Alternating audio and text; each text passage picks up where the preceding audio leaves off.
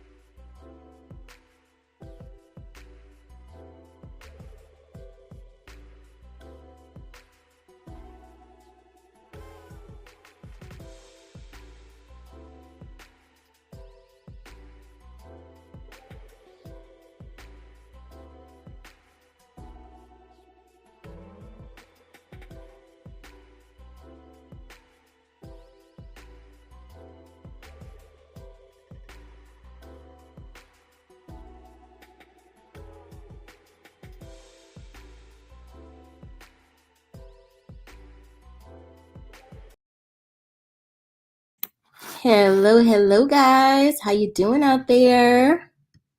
So, people are rolling in. Hi, Dolores. Hi, April. Hi, Hazel. Okay, so a few housekeeping type things. First of all, if you're tuning in after the stream, please go ahead and click the like and subscribe button. Hit the bell so you know whenever I post a video. First, a little housekeeping. I know that Harry and Meghan are just so polarizing that people just they feel very deeply and passionately about it. But please, guys, keep this space respectful, warm. Okay, we should be able to have our opinions, but at the end of the day, disagree and be able to still have a civil conversation. So try and keep the chat a respectful place. Any chats that are deemed, disrespectful, abusive, anyway, you're going to be removed. So that's your warning.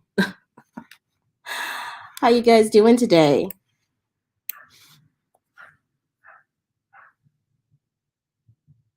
Oh yeah. So I just actually watched the video of Sussex Squad Family TV talking about Harry showing up for the court case and Piers Morgan sort of shaking in his boots.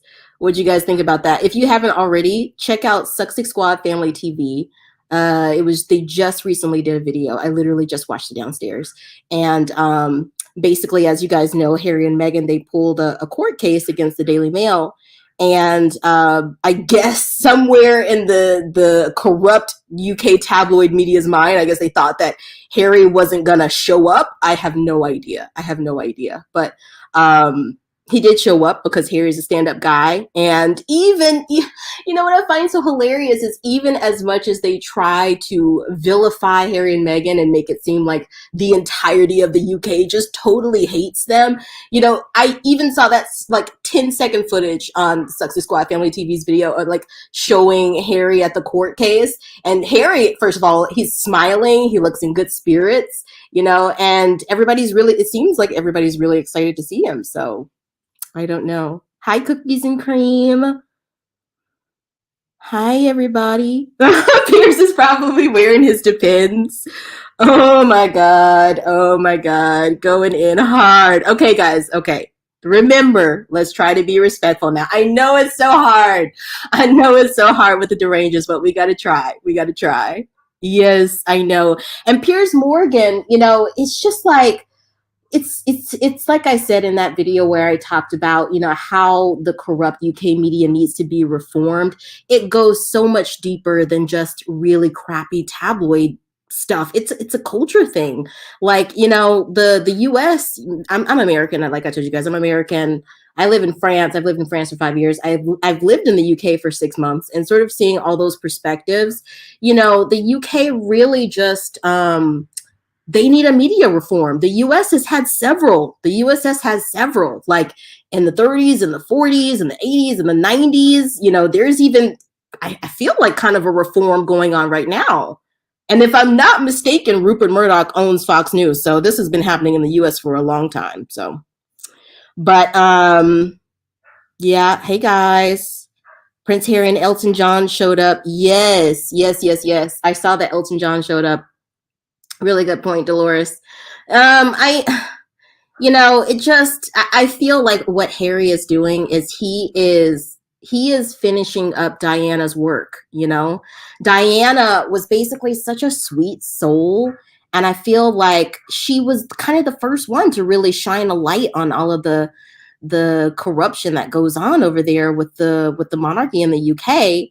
And we see that she really got vilified for it. She got chased down to her death in the most brutal way. And it's like Brian from Success Squad Family TV says, like, instead of helping this woman, they're just sitting there watching her, pass her transition, and they're just taking pictures. So, my heart goes to Harry. It really goes to him.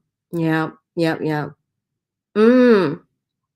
Okay, so guys, let's get right into this. And by the way, if you all are interested, you can absolutely support this channel by donating through PayPal. My email is up here. You can also contact me at that email address if you ever want to. It will help pay for things like a new microphone. My mic totally sucks. People have talked about it. I know, I'm sorry. Software, things like that. But of course, no pressure. Moving on. So today, basically, I want to talk about how Harry and Meghan are so resilient. Now, I have been working on this for a while, guys.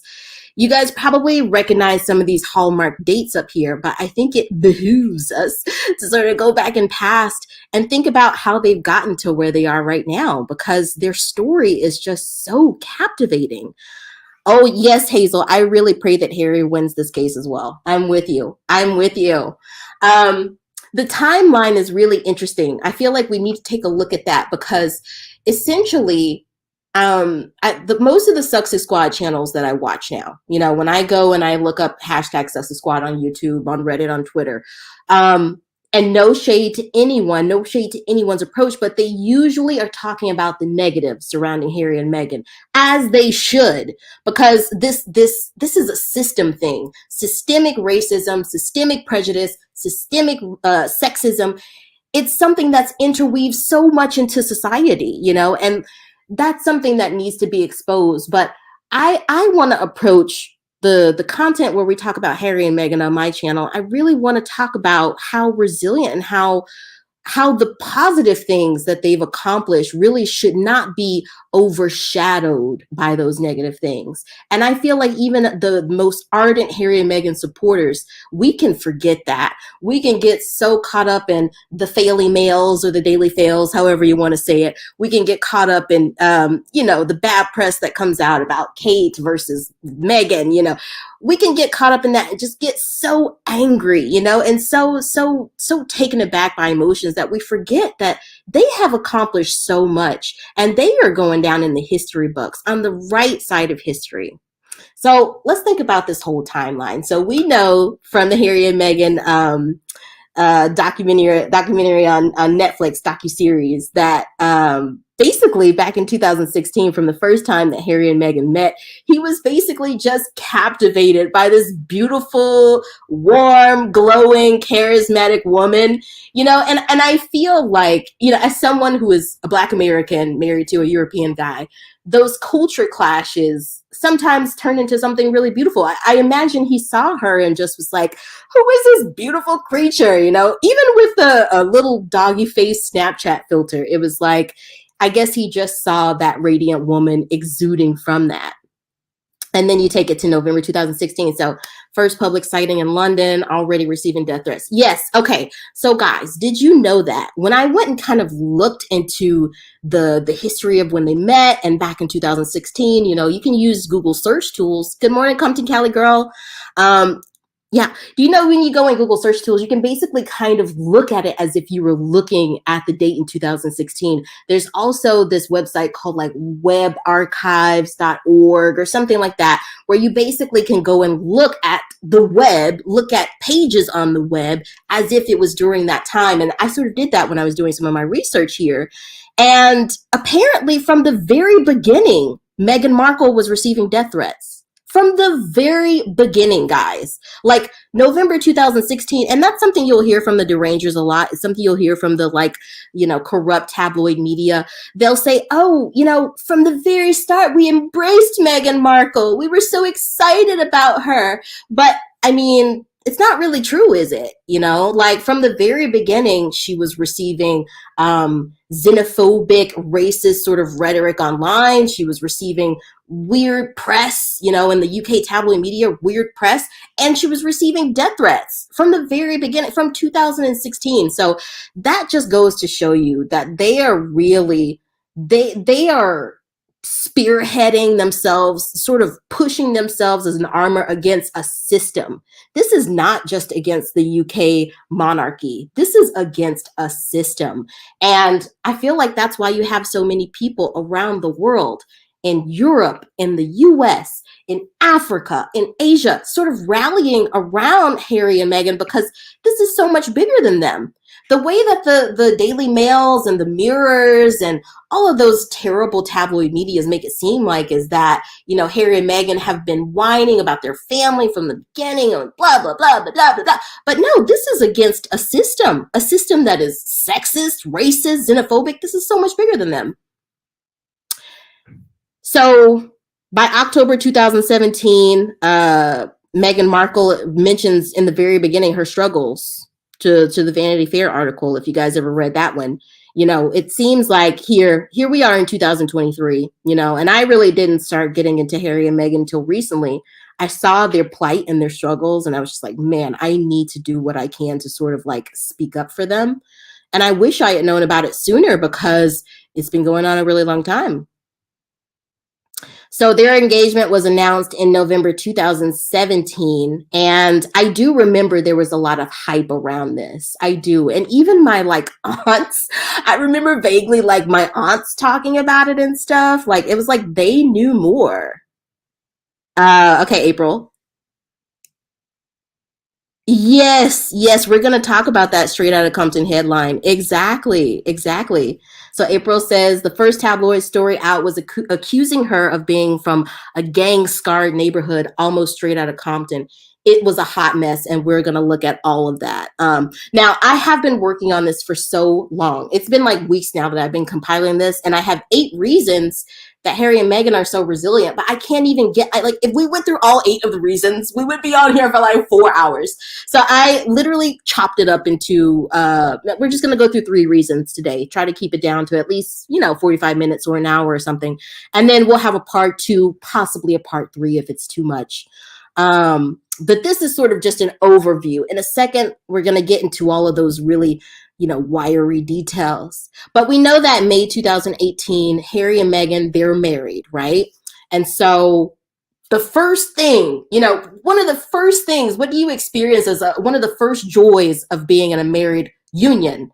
Welcoming a baby, okay? And everybody loves babies. But for some reason, when Meghan Markle showed up to some fashion event in London back in 2018, at the end of 2018, people were freaking out because of the way she was holding her baby bump. Like, what? What? What? Like, one of the most joyful times in a woman's life. One of the most joyful times in an expanding family's life. When someone in your family, or let's say your best friend, or yourself, even yourself, when you're pregnant, there's a lot of excitement around that. This woman seriously can't hold her baby bump? So that right there shows from the very beginning, there was a lot of messiness around this. So 2019, Harry and Meghan move into Frogmore Cottage. We all know how this has turned out. So I actually was just looking a couple of minutes ago, and I got a Google alert from a Yahoo article. And it said that, Frogmore Cottage, Harry and Meghan's eviction from Frogmore Cottage points to a lot more than just punishing the Sussexes. This is an overall change for all of the Windsors and all of the monarchy. King Charles is making total swinger cuts and blah, blah, blah.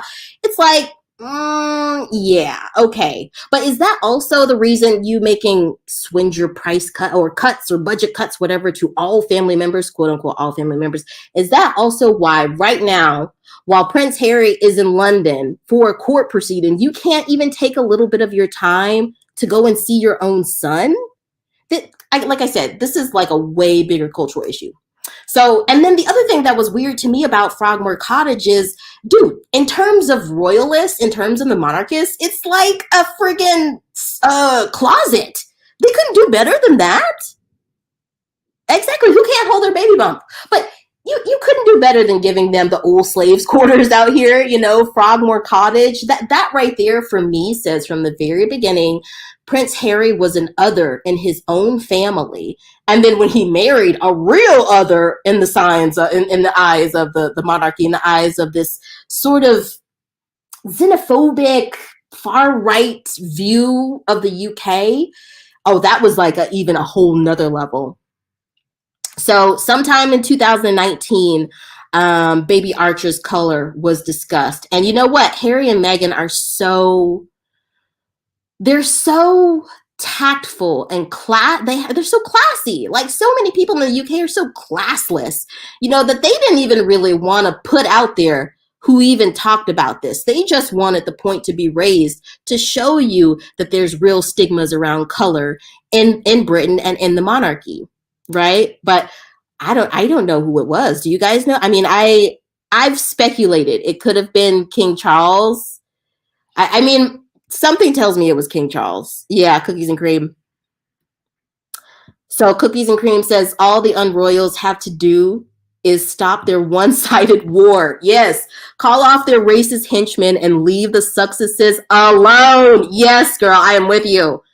They want to abuse Meghan and the children without any pushback whatsoever. I am absolutely with you.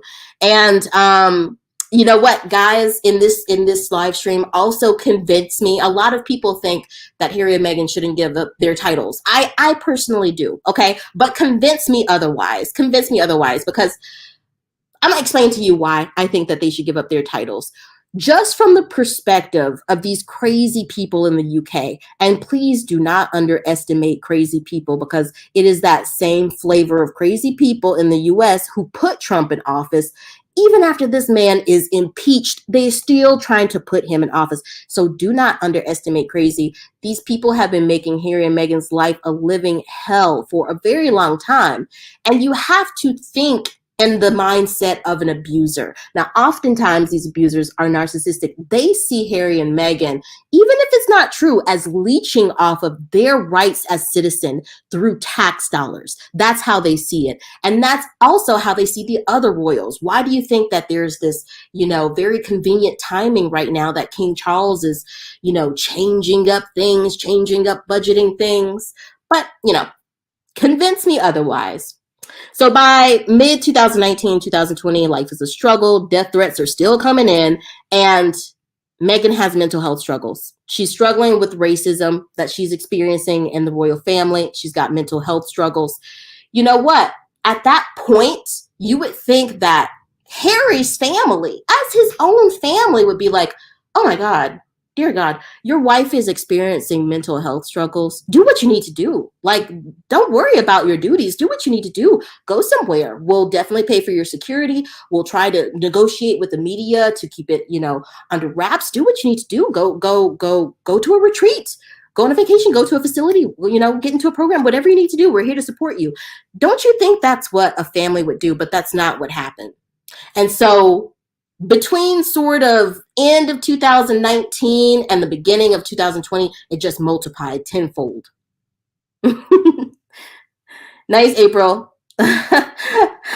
Okay, April says, my son kicked so hard, I had to hold my bump to keep my ribs from cracking. My husband joked that's it because we were both black belts in karate. Very nice, very nice. So, yeah. They step back as senior royals, and I say kudos to them. So present from then, January 2020, when they stepped down until now, they are living their best life. So let's talk about them stepping down, first of all. So this is what showed up on their Instagram page when they stepped down. And you know what? One of the things that I find really, really interesting about the Sussex Royal Instagram page, and it's still up, if you guys hadn't noticed, it's still up. It looks very PR-y. It looks very, very PR-y. And, all of the shots, all of the photography looks like this. You can tell that, the way that she was saying in a Netflix documentary that, she her whole life was basically controlled. You can really see that through this image that the PR tries to put out, which is okay. I mean, I work in advertising. I'm all good with PR, but you got a woman right here struggling with mental health issues, racism, sexism, xenophobia. She's miserable due to all the racism, xenophobia, death threats, terrible crap that she's receiving, that her husband is receiving as a result. And you're seriously on here trying to paint this perfect picture? Come on.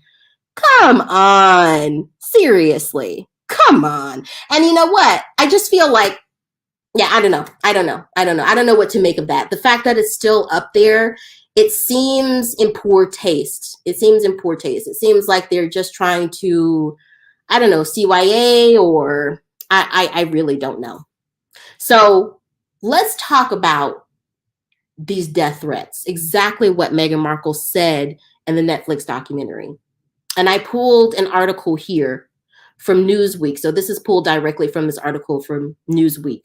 And it is entitled, Meghan Markle tabloid plea goes viral, making people want to kill me. Guys, when I heard that, oh, nice, Elaine. When I heard that on the Netflix documentary, that literally made my gut just floated up into my throat, guys. I mean, when she said, "You're literally making people want to kill me." Just even the emotion in her voice. To think about Harry, especially Harry and William, they both watched Diana die. Quite literally, if you almost at the hands of at the tabloids. Quite literally. To think about Harry looking at the woman he loves, the mother of his children, and she's saying, "You're making people want to kill me, to unalive me."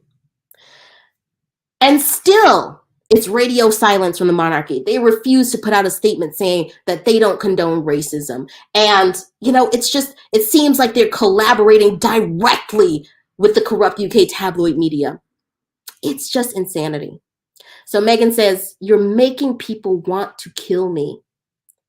She says in an interview directed at the British media with visible tears in her eyes.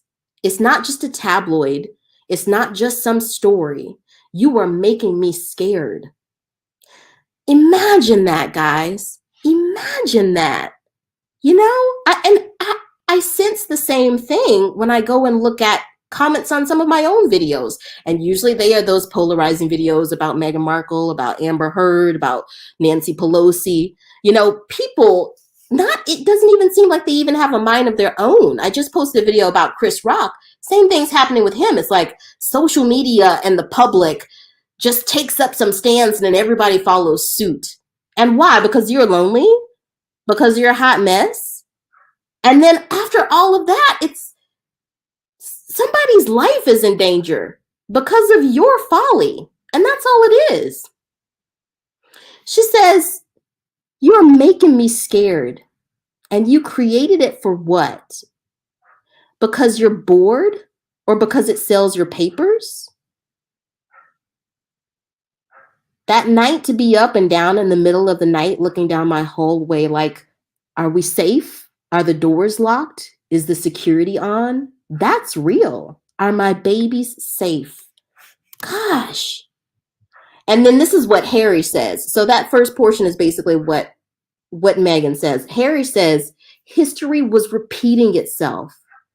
My mother was chased to her death while she was in a relationship with someone that wasn't white. And look what happened." Guys, right there.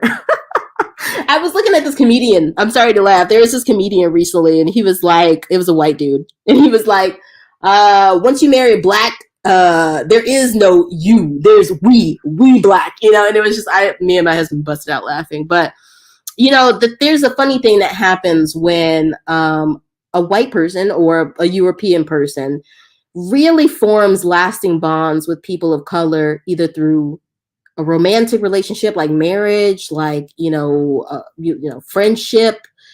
Something really interesting happens. People essentially, their worldview kind of changes, because you might have been looking with the lens of, your parents and your grandparents and their great grandparents for a very, very long time.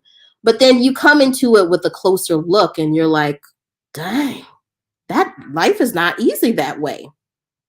Yep. Exactly. Exactly, April. They wanted to break her, and they continue to want to break her. It is insidious. It's quite literally evil. That's really what it is. It's evil. But at the core of it, it's not just evilness. I feel like there's also some mental issues to this. The people who I see, the derangers and the MAGA cultists, it's not just evil. Like, it's like, there's something else going on here. So Prince Harry says, they're not going to stop until Meghan dies. My biggest regret is not making more of a stance earlier on in the relationship with my wife and calling out the racism when I did. And you know what, Harry, I understand it. I mean, when I graduated high school, I definitely kind of had a clear choice in front of me to either choose advertising or choose something a little bit more political. And you know what? I shied away from the politics because politics are dirty and complex. And you very well might get some death threats and things like that. But it cannot deter you from speaking up for what's right, for speaking up for the marginalized, for speaking up for the people who don't have a voice for themselves. And I think that Harry quite literally saw that. And that's why today, while he's in court, he's got that big grin on his face. He's like walking into the courthouse like, oh, yeah, because it feels good. Even if you have so much criticism coming at you, when you're doing what's right, the criticism kind of just falls away because you know that you're fighting for something that's not just about yourself, it's about others. I think this is the ultimate sort of this is basically just the ultimate step in the direction of the UK media getting transformed. So that's essentially this first point of how they're so resilient, is leaving. I think that's the first reason that we can say that Harry and Meghan were so resilient, was just leaving. Because I get it. You want to stay and fight that good fight. But, there's that saying that says, it ain't no use arguing with stupid. It ain't no use arguing with stupid because it ain't going to get you nowhere, So I also thought that it was pretty peculiar, but also sad that literally Harry and Meghan were trying to do everything that they could to keep their family safe, but also be respectful towards the system that is the monarchy. There's so much talk about how Harry and Meghan are trying to destroy the monarchy, when we know that that's just hypocrisy from the sort of ring of crazy deranger UK tabloid media, between those three big companies that basically own that UK media. They need Harry and Meghan to sell newspapers. They need Harry and Meghan to make money. Yes. I'm with you, Compton Calico. Enough is enough. They went from Canada. They thought about, okay, what if we move to Canada? What if we move to South Africa? They literally were doing everything to the best of their abilities to try and protect the royals, after the royals really did nothing to protect them. That's how kind-hearted they are, is even through all of this grief. And you can imagine the amount of stress they're going through at this point. People like to talk about, they're flying in private jets and they're eating $18 salads, and this and that. Guys, no human being, none of God's good creatures under the sun are without their struggles. Everybody has struggles, rich or not. Show a little bit of dang compassion. I don't know what's wrong with people. So in this article, this says Meghan Markle and Prince Harry said they once offered to move to Canada to give the royal family more space on the front pages of the British tabloids, right? That's what I want to say. So from the very beginning, the UK saw that Prince Harry and Meghan Markle get more love, more claps, more attention, more smiles, people actually genuinely smiling, not just because they feel they have to do it out of duty, than, any of the other senior royals could do, without lifting their finger. Why, you say? Because Prince Harry and Meghan Markle have a natural warmth about them. They have a natural element about them that shows that they want to help people other than themselves. So, of course, they were getting a lot of good press. And apparently the other senior royals did not like that. So what did the other senior royals decide to do? They decided to brief against Harry and Meghan, so that, okay, so the public is going to pull you up. Well, we're going to tear you right back down. And you know what all of that stress does? Trying to figure out where to move. Trying to figure out if your babies are okay and safe in your own doggone house. Trying to figure out if somebody who's crazy, bored, who knows, just woke up on the wrong side of the bed today, and that's going to be your last day. The last day that you get to kiss your husband. The last day that you get to kiss your kids on the forehead. And what happens? Meghan has a miscarriage. What more do you have to say that this is insanity? This woman has mental health issues. Oh, well, we can't do nothing about it. This woman has a miscarriage. Oh, well, we can't do nothing about it. It's insanity. So it says here, This is from Harry. You know what? And I love that Harry is so outspoken about this because it takes a lot of courage. I mean, I don't want to underestimate that at all. It takes so much courage to speak out about what's morally correct these days. It should not be that way. She says, I believe my wife suffered a miscarriage because of what the mail did. He said, referring to the British tabloid newspaper.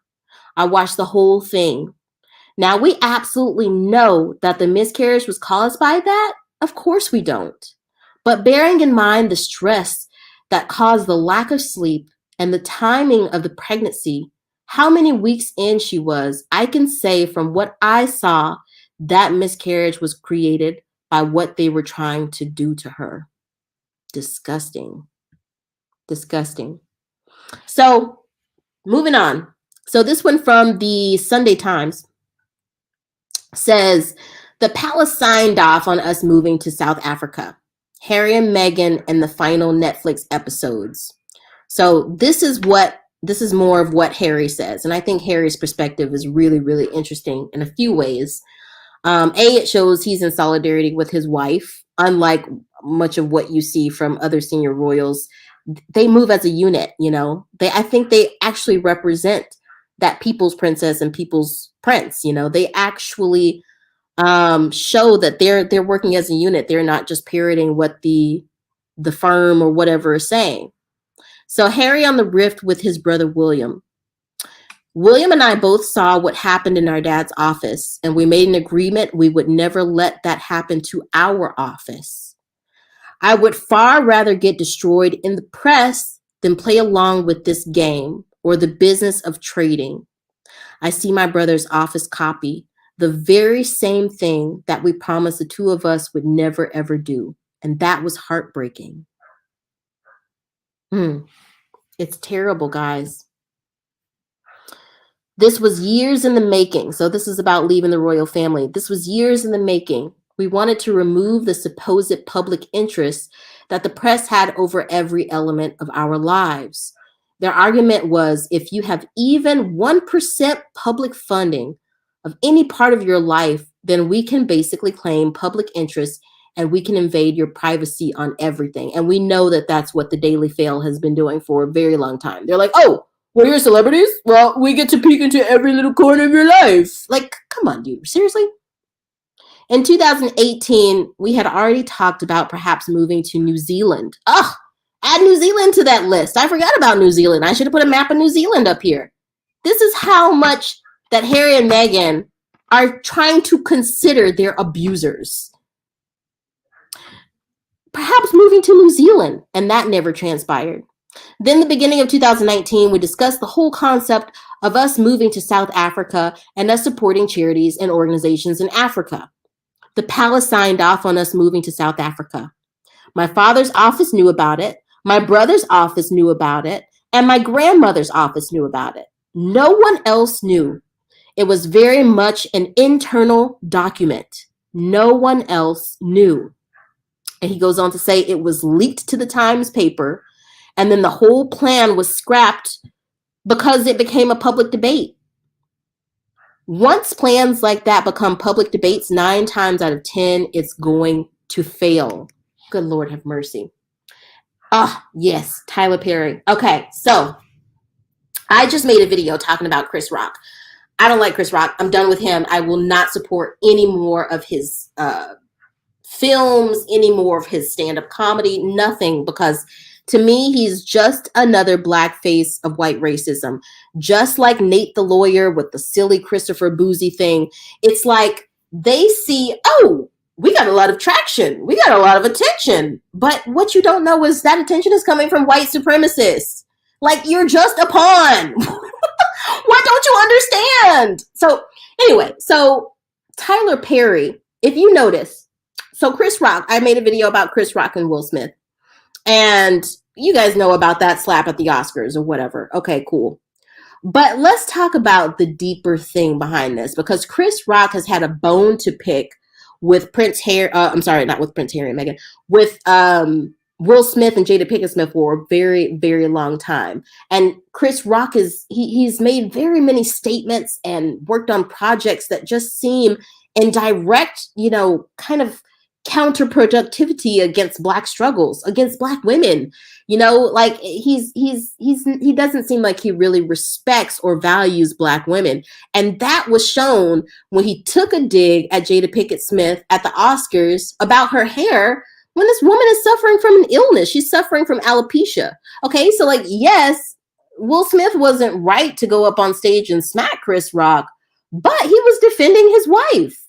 And do you know, and most people who are woke, most people also who grew up in functional homes with, strong Black women, they knew that that's where that was coming from. They knew that that's why Will Smith was doing that. And what happened? Everybody at the Oscars gave Will Smith a standing ovation, okay? And after that, backstage, who came up to Will Smith to offer him some words of wisdom, some words of faith, some words of guidance? It was Denzel Washington, but it was also Tyler Perry.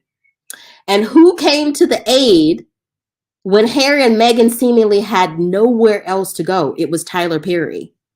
Tyler Perry offered up his home. And not only did he offer up his home, it's not just about money. It's not just about material things. You could tell he really offered up his heart. You can tell he was saying, I'm a human. You're a human. I see that you're in pain. I see that you're struggling, and I'm there for you. Agreed, Compton Cali girl. They're very, very well matched. I enjoy seeing them grow together as a family and in business. Yes, I absolutely agree. And I think that on the titles, I really don't think they need them, guys. Like, I think that they can stand absolutely on their own. So, I don't know, maybe Harry can just change his name to Harry Spencer and be done with the Windsors for once and for all, because they don't deserve them. I mean, again, that's just me. An opinion, like my mom says, like a booty hole. Everybody has one. But, okay, so Tyler Perry, this is from Geo News. Tyler Perry promised Meghan Markle to keep her safe in America. Recalling the day Harry writes in Spare, FaceTiming with him, Meg and I were trying to put on a brave face, but we were both a mess. I know exactly. He doesn't have to say anything more. I know exactly what he means. It's like that moment where you're trying to look strong, but you're like, and like the cries just start like, it's like, it's like you're vomiting out the cries, I understand that. I've been there. I think most of us been there before. Well, I mean, they were trying to put on a brave face, but when you're in the presence of someone who really cares, they see right through your brave face. He says Tyler saw. He asked what was up. He adds, we gave him the highlights, the loss of security, the borders closing, nowhere to turn. Whoa. Okay. That's a lot. But just breathe. Breathe.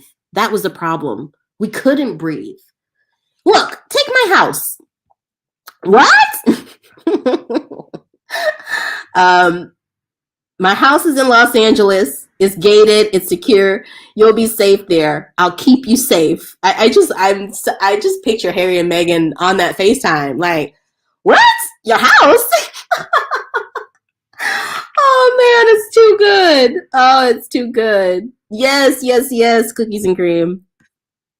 Tyler Perry stepped in to help the Sussexes when Harry's family totally abandoned them. Exactly. And I'm not gonna say that was a Black thing. I'm not gonna say that was a Black thing. I wouldn't dare reduce that to this, because we know throughout history, in the face of injustice, in the face of racism, there have many times been very kind European people, Asian people to step in, people of other races, other cultures, to step in and help with that plight. But I do think that for Tyler Perry, I think he saw Meghan Markle as a mixed race woman and an American woman, that she was done wrong by the UK. She was done wrong. There's no way that you can escape that fact. Even for someone as myself, who's like married to a white person, There's no way that I can just say, oh, well, the world exists without color now. Everything's good. No, racism still exists. And many times, Black people have to help each other out, because if we don't help each other out, no one is going to help us. No one. Black people, brown people, and some friendly woke people. Friendly woke people of other colors, other races, other nationalities. And we see that through all of the people turning down as people say online, the chlorination. The coronation, people turning that down, like big names like Adele, Harry Styles, Elton John. That's some of those woke friends from other cultures and other races that step in to help when something is morally incorrect. So yeah. So the next thing that I find so resilient about them is the Netflix deals. Now, this is something that they have gotten a lot of flack for, but I'm like, hey, power to them. Power to them. I think that they did a great job. Now, Live to Lead, I haven't finished it yet because I feel like in some weird psychological way, I'm like hoarding it. I'm like hoarding all of the Harry and Meghan stuff. I even started watching the Lifetime Harry and Meghan movie because I felt like a little emptiness after Harry and Meghan was over, But people talk about, multi-billion-dollar deals. Like they're prophetizing off of criticizing the royal family, off of bringing the royal family down. It's like, no, they're using their voice, and I'm glad that they're prosperous with it. And not only that, they're helping people. They're confronting the things that matter in this world head on. Whereas the other senior royals, I mean, I get it. I get that you don't want to dip into things that are too controversial, if you will. But I mean, you look at TV right now. Why are you seeing rioting? Okay, why are you seeing violence? Why are you seeing destruction of government property? Usually it's related somehow to some sort of prejudice, racism, sexism, climate change, why should they be teetering around these things? And I feel like the Netflix deals really showed that. It showed that you don't just have two former royals here who are just whining and complaining and trying to make money off of that. No, they actually are doing good for the world, and they're being prosperous while doing it. To tell me what's wrong with that. Please tell me. I don't get it. So the disappointment Harry must feel about his family, Meghan has proved that she won't abandon him and that he's valued as a man, husband, and father. Oh, yes, I love that. I really agree. I really, really agree. And Harry, I mean, the way that British people treat gingers, I'm just like, dude, what the heck is wrong with you people? It just seems like his whole life, he was a black sheep himself. He was othered himself. It's just like, ugh, whatever. He's just the spare. He's just that ginger over there. Like, we don't really care about him. And even just looking, at the sort of shabby single man conditions that he was living in Frogmore Cottage before Meghan even came into the picture, it seems like he had gotten to a point where even he himself didn't really care about it. He himself didn't even care about himself. He thought, well, my whole life I've just been sort of treated as a shadow, so maybe I don't really matter. And Meghan sort of came in and said, no, you do matter. And you know what? I don't think that that's just a ginger thing. I think it's a European thing, guys. I think it's a culture thing because my husband has a little bit of that too. My husband is, at least for me, I think he's friggin' hot, I think he's hot, and I think he is attractive and smart and intelligent. He's self-educated but speaks 3 friggin' languages. Self-educated but has his own business. When we met, he had already had 2 vehicles, paid off. And when I would tell him, like, you're so beautiful, like, you're so handsome, you're so smart, he would just get so uncomfortable. And maybe I think that's a European thing. It really is that just like rigid Nordic nature. But I also think that that sort of masculinity stereotype that exists among Europeans is like, don't show your emotions, men are just supposed to do this. And I think sometimes you just need a Black American woman to say, screw that. Oh man. Okay. So let's see here. From live to lead. So I thought that this was interesting. Um,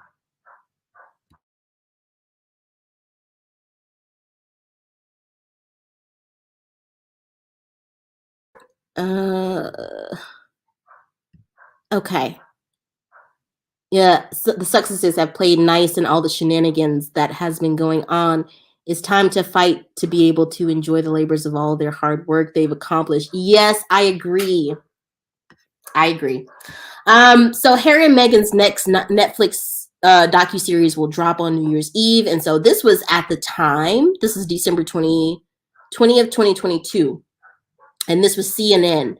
So it says Netflix has announced its next project with Prince Harry and Meghan. So I basically just want to kind of highlight the people that were in here. So it says New Zealand Prime Minister Jacinda Ardern. I don't know if I'm pronouncing that right. I'm sorry. And I've read about her, so I haven't really watched much coverage on her. I did watch on the Netflix docuseries, but I do know that she also has received a lot of flack, a lot of controversy throughout the world just because she's a female prime minister. And also because of the relation with New Zealand and the UK. I get the impression that New Zealand sort of carved out its own let's say sort of carved out its own objectives for itself as a Commonwealth country. I don't know if they're even still a Commonwealth country, but sort of in the way that Australia is doing right now, sort of in the way that Kenya did. It's like, hey, like, okay, we were a part of the monarchy in that way, but we want to be our own kind of standalone thing. And from the prime minister from New Zealand, what I find really weird is that, like, people don't even target her in New Zealand. It seems like it's people from elsewhere, and namely a lot of British people. I just feel like British peoples feel like their way of life and their place in the world is being shaken, and they don't really know what to do about it. Anyway, even that point of Nelson Mandela's daughter being misquoted, trying to make it seem like Nelson Mandela's daughter was like, oh, this wasn't even approved by my father's organization and stuff. I love that she put out a statement herself, like, no, you're wrong. I support Harry and Meghan. I'm so glad she did that. And I'm so glad that people have the confidence to go up and speak up about stuff. So it says South African rugby player Sia Kolisi. Sia Kolisi. Okay, I really like that guy. I loved his story.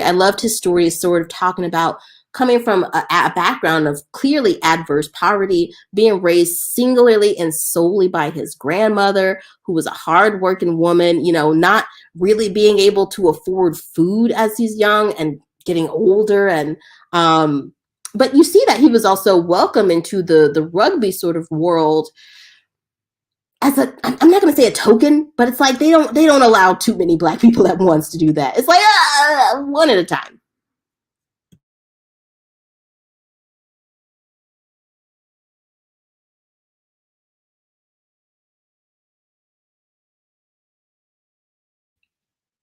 So, oh, Ruth Bader Ginsburg, love me some RBG, some Ruth Bader Ginsburg. Um, who else was there? Gloria Steinem. I was really inspired by hers. Greta Thunberg. I don't think I've watched Greta Thunberg's yet, but the other ones I haven't watched yet because I did watch the civil rights one. The guy who was the American lawyer. I'm hoarding it. I'm hoarding it because I don't want it to end. It's like, Harry and Meghan, please keep putting out content because we love you. Don't trust what the UK says. We still love you. So here's an article from CNN about the Harry and Meghan documentary. First dates, royal meetings, and race. 13 things we learned from Harry and Meghan's Netflix series. So it says the couple describes how their relationship was cemented in Africa when Meghan traveled to join Harry on a visit to Botswana in August 2016. Having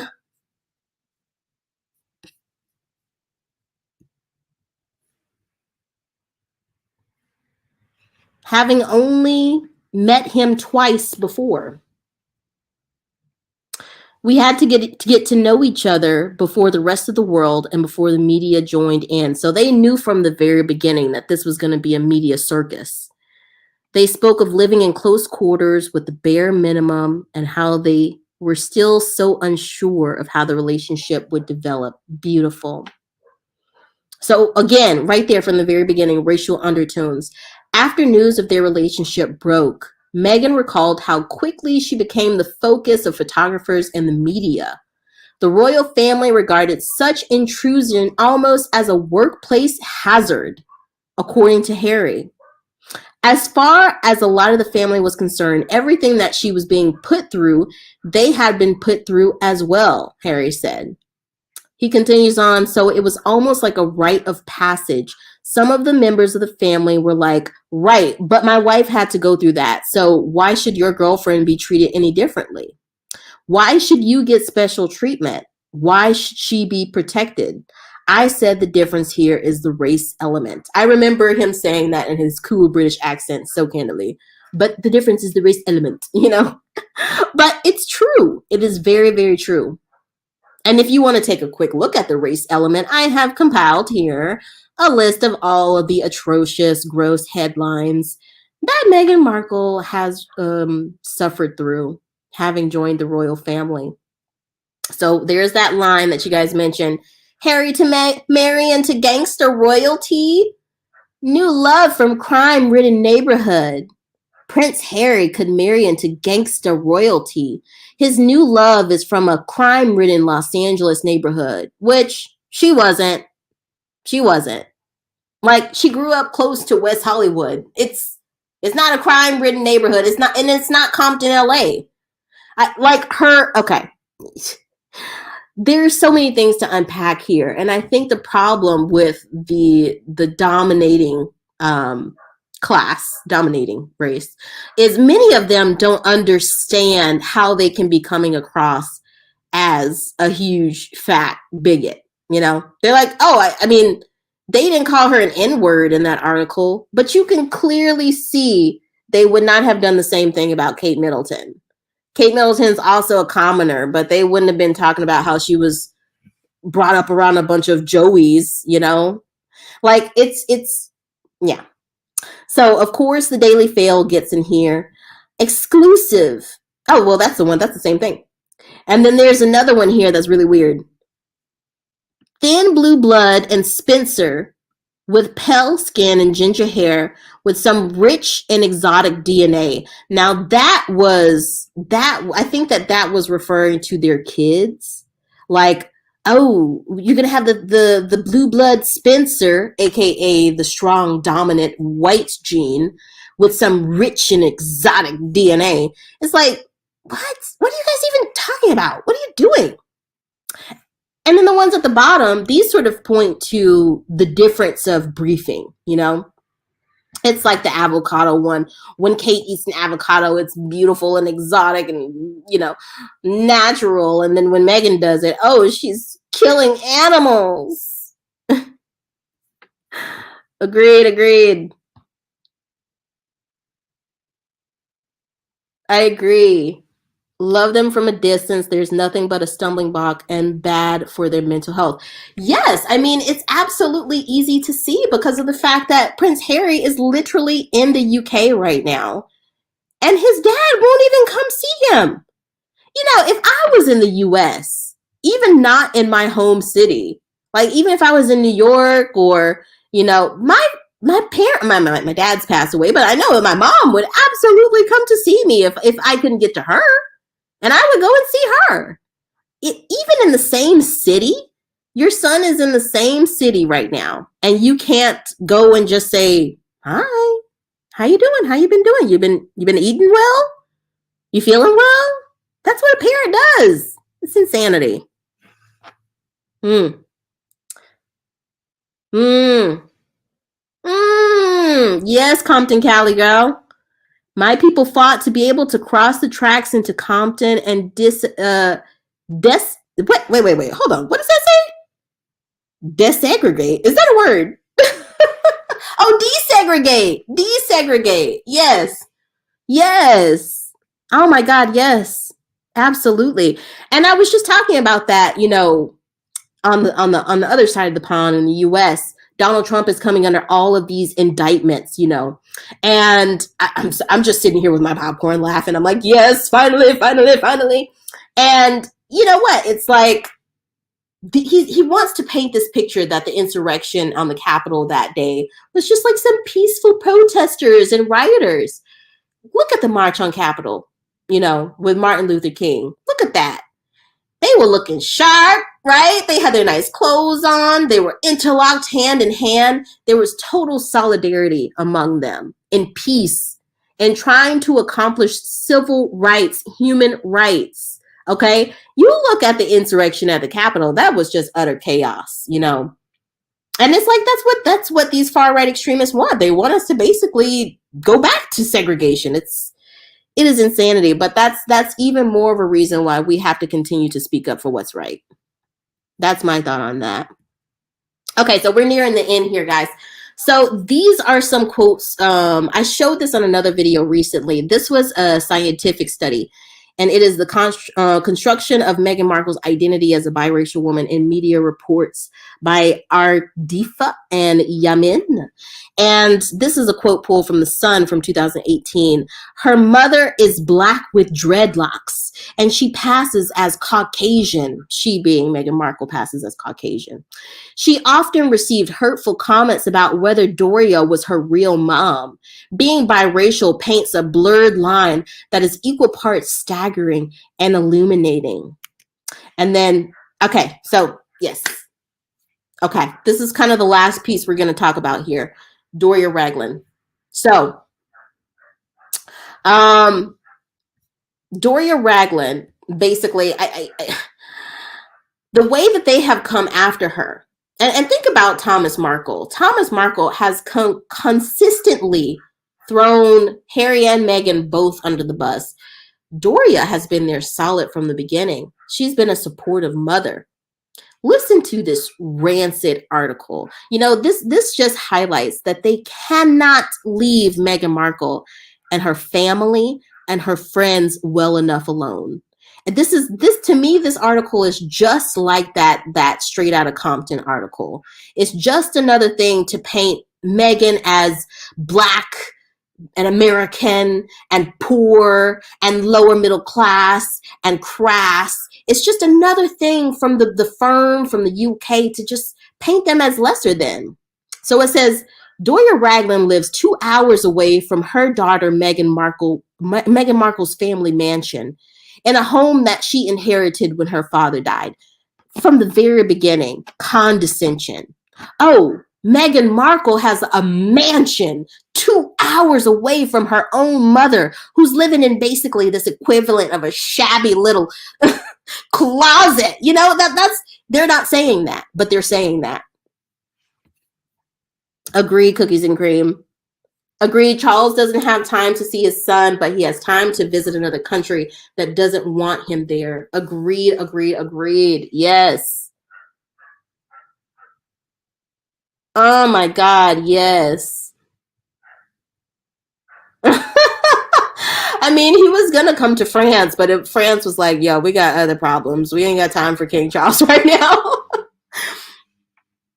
It has definitely been a strain on their mental health. Yes, and the Sussex squad as well. Yes, I've been focusing on my health a lot, my mental health, my physical health, because it's stressful. It's stressful when you are trying to advocate for what's right, and there's a bunch of people out there who are so ready to do what's wrong. But I mean, I don't know about you guys, but I have my faith. I pick up the Bible because in the Bible, the same thing is happening. The people who spoke out against wrongdoing were often in the minority. That's just how it is. So it says Doria's father, Alvin Raglan, died after he suffered a fall outside the home in 2011 when his dog's leash tied around his ankles and he fell and hit his head. Oh my gosh, I'm so sorry. Meghan was notified of the awful accident when she was living away in Toronto filming for Suits. Doria Raglan lives in LA. While Doria has never revealed the interiors of the property she inherited, there are photographs of the exterior which show it to have a lime green walls and clay roof. Now that right there, they cannot leave well enough alone. Do you think that, you know, Doria Raglan actually collaborated with this publication to release this article? Heck no. It's just that they are so obsessive that they need any little more so. Wait, that's like French. Well, I'm always mixing French and English these days. They need any little crumble, any little piece. So it says the Sussexes have their own guest house and at their huge estate. It is believed, again, right there, you know that they didn't collaborate with Doria to do this. It is believed that Doria often visits her daughter's home in Montecito to see her grandchildren, Archie, Lilibet, and there is a separate guest house for her to stay in when she does so. The 2-bed condo has 2 bathrooms and is likely to be decorated beautifully, just like the rest of the couple's plush home. Yeah, and pointing this out, the 66 years old Los Angeles home is located in View Park, Windsor Hills. You know, that right there is also, to me, just like a big target, you know, a big bullseye that just says, vicious, you know, corrupt tabloids, go, swarm Doria Raglan's house. It's like, leave these people alone. Leave them alone. How hard is it? The U.S. press are unlikely to know when Doria is or is not staying with the Sussexes at their sprawling estate is incredibly private. It's just like, guys, go away. Go away. Okay, so this was another thing. Now, the relentless media attention from the documentary. Something that I thought was really interesting was Christopher Bouzy's report. So these are 2 of Christopher Bouzy's reports. Only a few more things, and then we're going to wrap up here. A few of Christopher Bouzy's reports. I actually went to Bot Sentinel's website, and I recommend you guys do the same thing. And I downloaded these reports because I am a sticky-fingered little, spitfire. And guys, it just goes even deeper to show you that this was organized hate. I think a lot of it is true that this was spearheaded by Samantha. It's nasty. So there's 2 reports here. Journalists and royal commentators interacting with hate accounts targeting Harry and Meghan, Duke and Duchess of Sussex. Now, Sussex Squad Family TV often talks about this. Brian Squaddies does as well. Like the fact that these corrupt tabloid medias are interacting directly with hate accounts. It's insanity. You know, like the idea of a reputable journalistic approach means that it is non-biased, you know, but you interacting with hate accounts, how on earth is that non-biased? So, yes, it's sickening. It's sickening. So, just to show you a few of these things, really dark, really nasty. So one of these tweets says, once upon a time, there were 2 brothers. The older brother chose a wife for her beauty, kindness, intelligence, respect for his family. The other foolish brother chose a wife because he loved that despite a luxuriously appointed in-suite with glamping, she voided in the woods. And down here it says courtship in the wild. Harry was delightfully surprised while camping. She happily wandered into the woods, into the woodlands, if she needed a bathroom break. And then there's pictures of demonic sort of drawings and Meghan Markle, you know, this gross, disgusting caricature that's supposed to be depicting Meghan Markle, and gross caricature of Prince Harry. And it says nasty. That's another example of them continuously trying to dehumanize Meghan Markle. In my recent video about Chris Rock, I was talking about how in America, Black people used to be considered 3/5 of a human being. 3/5 of a human being. This right here is that same mentality. It is disgusting. Yeah, there's some more in there. You can you can pause and look at these if you want to. We got one picking fun of baby RG, you know. It just it's really, really disgusting. So these were the hate accounts. These were the journalists who were interacting directly with sort of the hate accounts out there. And you see that Angela Levin was right at the top. And it goes deep into there. There's a few others. Emily Andrews is in there.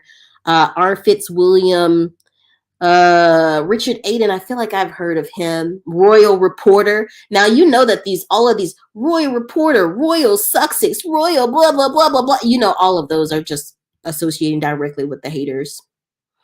Yeah, but again, despite all of that hate, the fact that they secured these Netflix deals, and they're making money, I feel like that is definitely one of the biggest ways that they are resilient. It was #1 in the UK. Now, let's just talk about that for a second, guys. They claim that Harry and Meghan are not popular.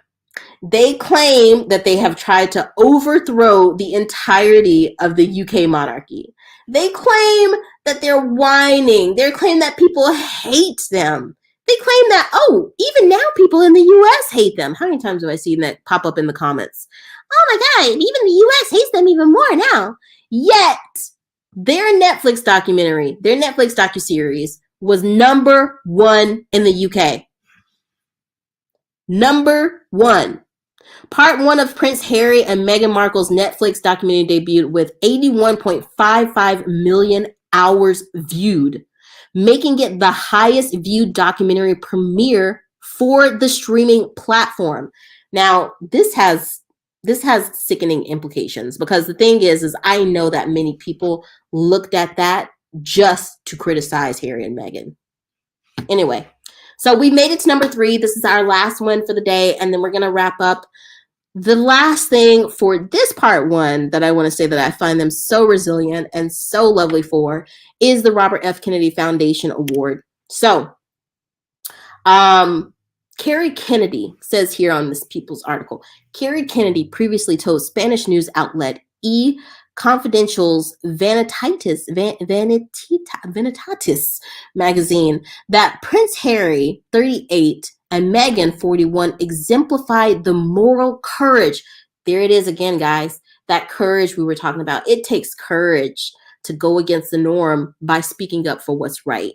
The norm is people want to speak up for what's wrong. Who knows? I don't know what's going on. Moral courage against injustice that her father famously called for in his iconic Ripple of Hope speech at the University of Cape Town in South Africa over 50 years ago when apartheid reigned. When my father went to South Africa in 1966, he spoke in front of a white audience and said that the problem in the generation is talking about racial justice. He also spoke about moral courage, saying that few would have the courage to question their colleagues, family, and their community about the power structure they maintained. Boom, it is right there. What I just said. And there's a picture over here of Robert F. Kennedy himself. Like I said, guys, it takes Black and brown people, but it also takes a few woke white people to help us out. They went to the oldest institution in UK history and told them what they were doing wrong. That they couldn't have structural racism within the institution, that they could not maintain a misunderstanding about mental health. And what has happened since Harry and Meghan has spoken out about this, since they've told them, UK, you cannot do this like this. What has happened? They've continued to dig their heels in and sink deeper into the quicksand. I don't know why they won't listen. Harry and Meghan are not the only people trying to tell them what the right thing to do is. Social media is out there trying to tell them too. But what's happening? They're digging their heels in, and as a consequence, every single royal event that I see now, the more that time goes on and they don't call out this bad behavior, the more that they get booed. the more that people turn down these royal engagements, just like the coronation, the artists who refuse to go and perform at the coronation. I don't understand what it's going to take for them to learn. I don't understand what it's going to take for them to learn. Anyway, she continued, referring to the British monarchy. They knew that if they did this, there would be consequences, that they would be ostracized. They would lose their family and their position within this structure, and that people would blame them for it. They have done it anyway because they believe they couldn't live with themselves if they didn't question this authority. I think that they have been heroic in taking the step, guys. It's so beautiful. It's so beautiful. I didn't even hear about that. The Time 100 Most Influential People poll. Yeah. Okay, I'm writing that down in my notes. I love that. Oh. Okay, so we are wrapping up here, guys. Meghan and Harry have visited New York City on several occasions since relocating to California in 2020. The couple spent several days in the city, September 2021, starting with a visit to the One World Observatory at the World Trade Center with former Mayor Bill de Blasio, his wife Shirlane McRae, their son Dante de Blasio, and Governor Kathy Hochul. I don't know if these people are they Spanish? Sorry. Yeah. Okay. So during the trip, they met with U.S. Ambassador, the UN, Linda Thomas Greenfield. And Meghan read her children's book, The Bench, which I love, to second grade students at PS 123. Okay. So this is in New York, Mahalia Jackson School in Harlem. The duo then appeared on stage at Global Citizen Live in Central Park, where they spoke up about the world's need for COVID-19 vaccine equity. Much better than when Donald Trump was saying, oh, go shoot yourself up with Lysol. Most recently, they appeared at the United Nations in July when Prince Harry gave a special address in honor of Nelson Mandela Day. I wanted to read that to you guys because I feel like that right there highlights that this is coming from a genuine place. You know, I feel like other senior royals, they really go to charities, they go to cause events. Just, it seems like for the photo op. It doesn't seem like there's really any real passion behind there. But this shows that, no, they actually really deserve this award. Oh, thank you. I'm trying, girl. It's hard. These trolls out here really want to pull you down. Well, guys, that's pretty much what I have for you today. I did not intend for this to go to an hour and 17 minutes. Any, last thoughts that you guys have, feel free to put in the chats. Put in the comments if you're watching after the fact. We're going to come back in the next one, and we're going to talk about the next few reasons that Harry and Meghan are so resilient. We're so thankful for them. They're calling out injustices that happen in the world, that happen around race relations, that happen around issues concerning women, around misogyny, around climate change. They are the humanitarians that we love to love. We have, yes, I agree. Absolutely. We have to continue to stick together. People want to pull this movement down, but we cannot allow it to happen. It is so much more important than just Prince Harry and Meghan. And that is what Harry and Meghan understand, guys. It's so much more important. It is very, very normal for the opposition, for the dominants to sort of want to silence the abused, to silence the victim. Don't allow yourself to be silenced. But with that being said, I wish you guys a happy rest of your day, of your evening, wherever you are. I hope that you have a great dinner. I will see you in the next live stream. I'll see you in the other Sussex Squad threads. And I'm sending lots of, as we would say in French, bisous to you. And if you're watching after the fact, please don't forget to like and subscribe. Go ahead and click the bell so you know whenever I post a video. And I will see you guys in the next one. Okay, bye.